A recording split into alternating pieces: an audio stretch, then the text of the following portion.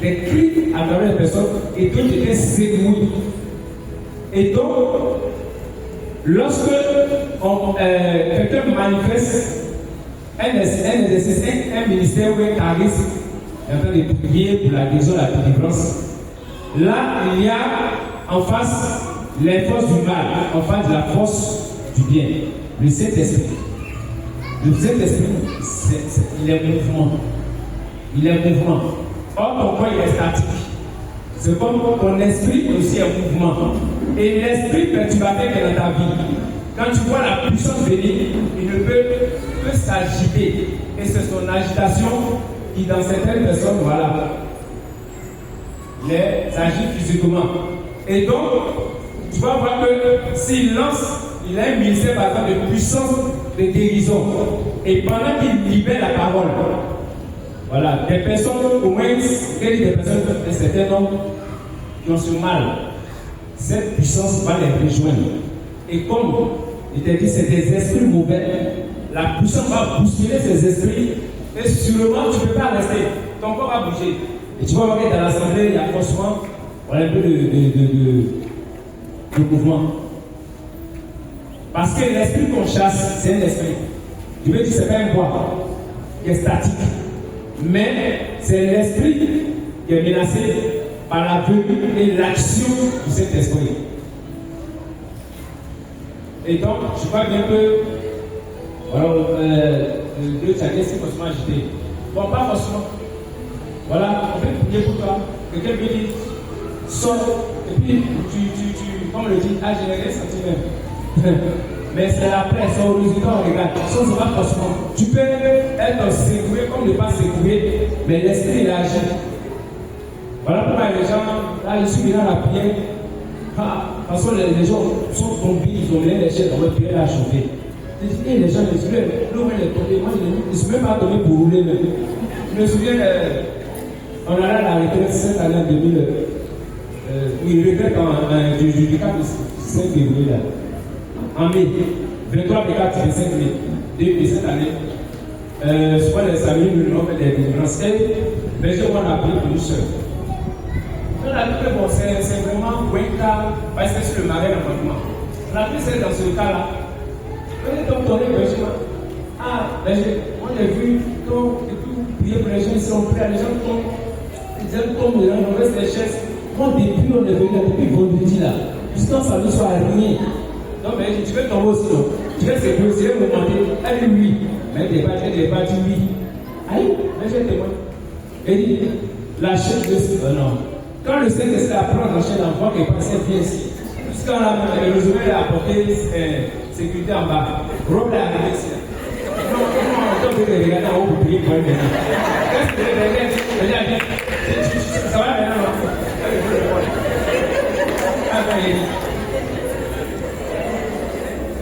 Donc c'est pas parce que, voilà, c'est pas possible. Voilà.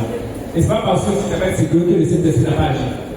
Voilà, il est souverain et peut agir comme il veut. Tu vois, le prophète Élie, c'est un prophète de puissance, de mouvement. Mais le jour de Saint-Esprit est venu, Dieu est venu doucement là. Voilà, il n'a pas pris sa langue compte. Donc il peut venir doucement comme par puissance.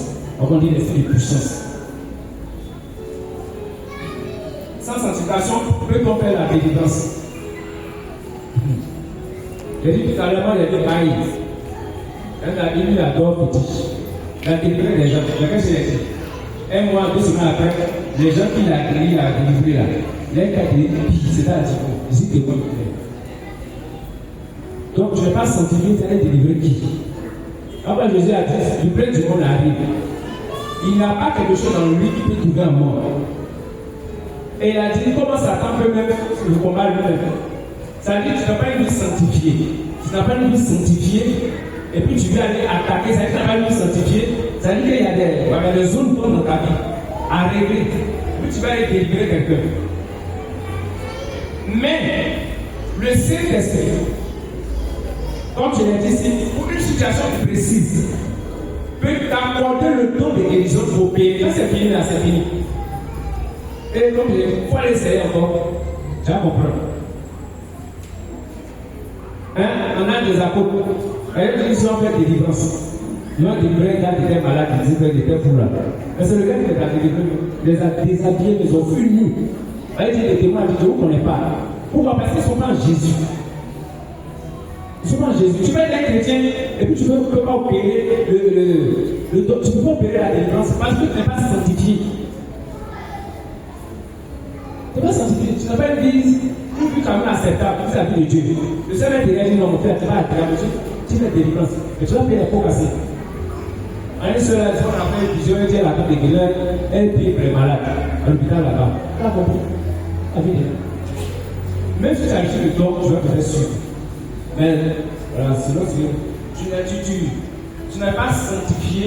Il faut être saint pour aller exercer le ministère. Non. Ce n'est pas parce que tu vois quelqu'un exercer le ministère qu'il est forcément saint. Mais là, il a approché en Jésus. Il est en Jésus. Et Dieu lui donne mandat par consécration de son esprit pour exercer ce don de ministère. Et comme je l'ai dit, le Saint-Esprit est souverain. Comme Jésus a dit à Nicodème, il souffle où il veut. Et comme il veut. Donc il peut, pour une situation comme elle, susciter quelque chose là. Mais si ta vie est bizarre, il ne faut pas aller ta vie là. Tu sois même si c'est qui n'est pas l'état de. Voilà, c'est pas ça. Quand c'est cet été là, il ne faut pas aller ta vie là jouer à ce jeu. Voilà, parce que c'est un monde qui est dangereux. Vas-y, Joël. Ça va? Deuxième question. Deuxième question. La foi, le frère dit la foi, concernant la foi. Va la foi t'a sauvé. Il aimait savoir si c'est la foi ou le miracle. J'ai dit tout à l'heure ici que deux fois, la guérison se fait par la foi du malade. Et j'ai dit quoi? Ces trois dons sont comment étroitement liés. Étroitement liés. Il arrive des fois où pour faire la distinction, les yeux de faire la distinction nette entre le miracle et puis la guérison. Et donc ici, quand Jésus dit va la foi t'a sauvé, c'est clair. Ce n'est pas un miracle, c'est la foi. C'est la foi.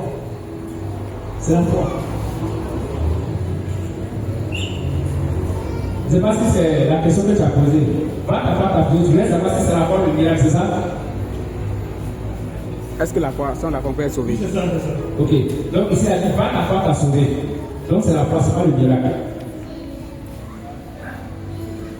On dit la question, c'est sans la foi, est-ce qu'on peut être guéri? Parce que si être guéri, ça c'est au sens passif. C'est est-ce qu'on peut guérir, est-ce qu'on peut être guéri, est-ce qu'on peut être guéri, c'est ça? Ok. C'est-à-dire si tu es malade là, toi tu n'as pas besoin de ça. Tous les malades, j'ai dit tout à l'heure que l'exercice de Karim, l'exercice de guérison de Jésus, sa mission là, 90%, c'est le ministère de guérison. Jésus n'a pas eu besoin forcément qu'on ait la foi pour être guéri. Mais, tu vois ici, il dit, va avant t'a sauvé. Donc là, celui qui compris avait besoin au moins d'avoir la foi. Parce que c'est très important dans le ministère de guérison, l'exercice du ministère de guérison. Deux fois, on prie pour toi, le mal est parti, spirituellement est parti. Mais tu vas toucher la partie, tu sens encore le mal. Avant de penser que le mal est là, je t'assure, l'esprit qui est parti, il va arriver, il s'installer encore. Et donc,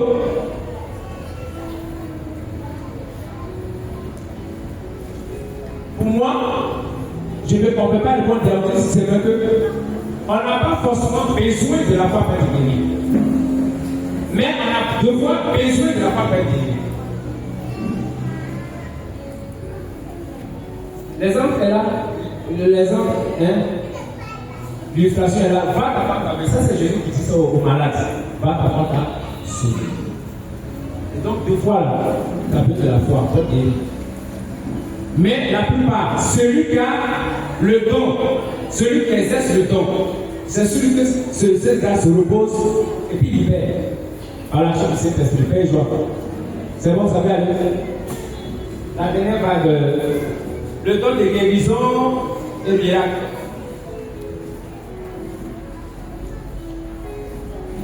peut se faire sans la foi. Le don de guérison et de miracle peut se faire sans la foi.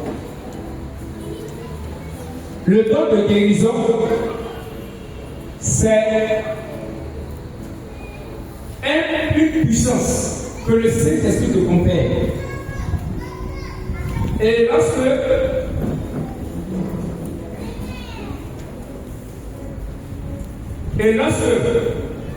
tu es en train d'opérer, le catalyseur du résultat là, c'est le Saint-Esprit. J'ai dit tout à l'heure que le Saint-Esprit, pour quelqu'un qui est malade, peut te désigner, te répandre cette puissance sur toi, spontanée sur toi. Tu t'en vas, tu pries pour la personne, elle est guérie, c'est fini. Mais j'ai dit dans quelque quoi, n'empêche qu'en toi là, repose la paix, la foi, pardon. En toi repose la foi. Mais ce n'est pas ta foi qui va guérir le malade. C'est le don de puissance qui va guérir le malade.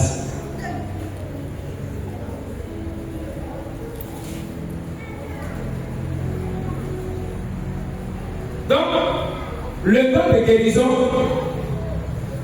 peut en général s'exercer sous consigne du Saint-Esprit.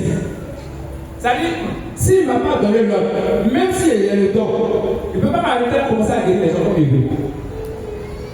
Est-ce que vous savez ça se comprend? Même s'il y a la foi, je ne peux pas m'aider de me lancer à guérir les gens. Après, je sais n'a pas guéri tout le monde. Il n'a pas guéri tous les malades en son temps. Pourtant, c'est lui qui est le détenteur. Il est la source de la guérison. Et donc, il a dit là où le Père m'envoie, là, ce qu'il me dit de faire, c'est ce que je fais. Et donc, à la fois, c'est normal. Mais,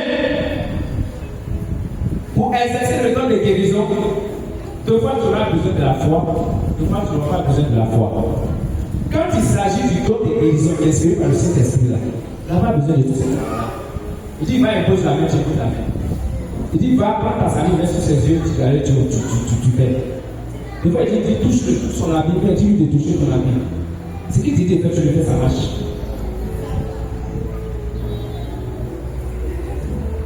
Mais n'oublie pas qu'en respectant la consigne, c'est aussi la foi. Parce que tu peux ne pas obéir, douter. C'est esprit. Moi, d'aller faire ça là. Moi, d'aller faire ce geste là, à ce frère là, ou à cette soeur là. Tu peux douter. Et donc, les trois dons étant étroitement liés, l'un ne peut pas se faire sans les deux autres. L'un ne peut pas se faire sans les deux autres. Mais il peut arriver à un moment précis, pour un cas précis, où le don de guérison peut être manifesté sans forcément que tu manifestes le don de la foi. Mais la foi encore. Il peut arriver que Dieu veuille t'utiliser pour opérer un miracle sans forcément motiver encore le don de foi. Mais la foi, et c'est la prière que j'ai dit d'entrée, c'est la foi que Dieu t'a donné la foi. Regardez Moïse, pour ouvrir l'eau, comment on appelle ça, ouvrir la mer rouge. Mais Dieu lui avait donné le bâton. Il me se plaignait. Il dit, mais bâton que dans ta mer, ça te fait quoi? Et quand Dieu va lui donner l'ordre, Moïse obéit, le village se perd. Pourquoi Moïse a la foi? Pourquoi Moïse a la foi? Si en ce moment, le don de foi était inspiré, Moïse allait pas faire le miracle sans vouloir Dieu. Parce qu'est-ce qu'il lui a montré chez Pharaon avec le bâton là? Il allait opérer le miracle. Mais arrivé là, le don de foi n'a pas été activé. Donc Moïse lui ne sait pas ce qu'il faut faire. Et là, il va questionner Dieu. Par contre, ça fait quoi? Et Dieu donne la possibilité, comme je l'ai dit, pour opérer le miracle. Le miracle, il y a toujours parole qui est donné. Donc, un ne peut pas se faire sans les deux autres. Ça peut aller. Il faut savoir faire la distinction, comme je l'ai dit, entre la foi et le don de foi. Et la suite aussi, la dernière question du frère, plein de différences. Le don de guérison, c'est une puissance surnaturelle qui t'est inspirée à un moment précis pour opérer la guérison dans la vie de quelqu'un. Parce que là, la science et l'homme là sont limités. Mais pour un mal de tête, tu peux prendre paracétamol. Tu n'as pas utilisé quoi encore là? Regarde le don de guérison là. Non. Ou bien, la prière de guérison, c'est quoi? J'ai dit tout à l'heure que voici un frère qui a mal à la tête. J'écoute bien ces deux exemples. Ils sont très similaires, mais il y a une différence. Tu vas différencier prière de guérison et don de guérison. On prie pour un frère qui a mal à la tête, elle est séparée. On prie, et puis instantanément le frère est guéri. C'est guérison, mais c'est miracle. C'est le don de guérison. Tout bien. Maintenant, voici quelqu'un qui a un cancer en phase terminale. Où la médecine est limitée, toute la famille a commencé à pleurer, on a perdu espoir. Et on vient, on prie pour la personne de façon instantanée aussi. La personne guérit. C'est un miracle ou bien c'est le don de guérison? C'est un miracle. Donc le miracle va jusqu'à transcender les lois surnaturelles. Même les lois que Dieu même établit là. Il est obligé de modifier là. Jésus qui marche sur nous. Waouh! Le soleil qui s'arrête à 18 heures. C'est pas prière qui fait ça. C'est pas prière. J'ai écouté Caroline qui disait qu'il a reçu sa fille. Mais il a fallu qu'il prie. Il dit j'ai la foi, les gars, j'ai la foi, j'ai le don de foi. Mais il dit, il s'est réfléchi, il a prié un moment là. Le don de guérison a commencé à monter en lui. Qu'elle est partie avant même qu'il ne touche sa fille. Il était déjà dit par les choses, les médecins que peine perdue, c'est plus tout ça. Elle est revenue à la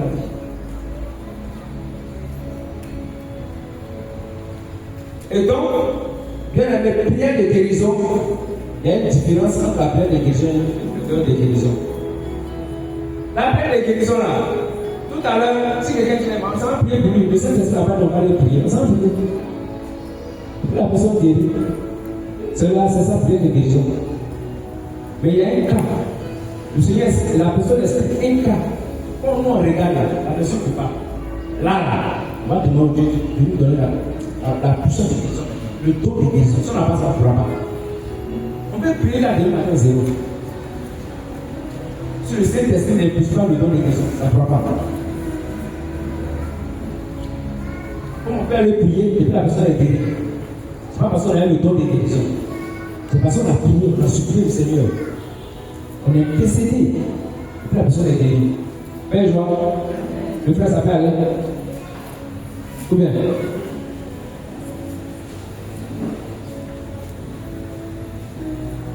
Il y a encore des questions?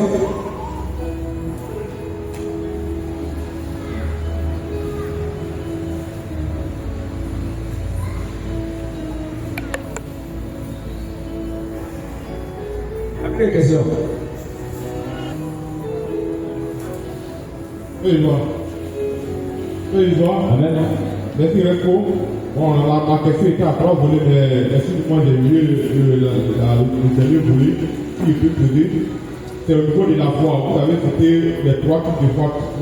La foi qui sauve, la foi du fruit du Saint-Esprit et le don de la foi. Ma question, c'est au niveau de la foi du fruit du Saint-Esprit.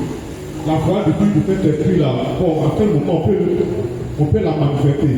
Vous avez pris les exemples concernant d'autres fois que nous avons la foi qui tourne à la foi en Jésus-Christ. Vous avez pris les exemples, on a vu la foi aussi du don de foi aussi on a vu, mais le fruit du Saint-Esprit selon la foi, la base n'est pas pour donner des exemples. Donc vous pouvez me donner des exemples pour que je puisse voir un peu la différence, pour ne pas avoir la nuance entre les trois fois. Merci. D'accord. La foi, en tant que salut qui sauve, vient de ce qu'on la foi vient de ce qu'on entend. Et ce qu'on entend vient de la parole de Dieu. Jean chapitre 3, verset 5, comme il est dit, Dieu a tant aimé le monde, afin que quiconque croit Et donc,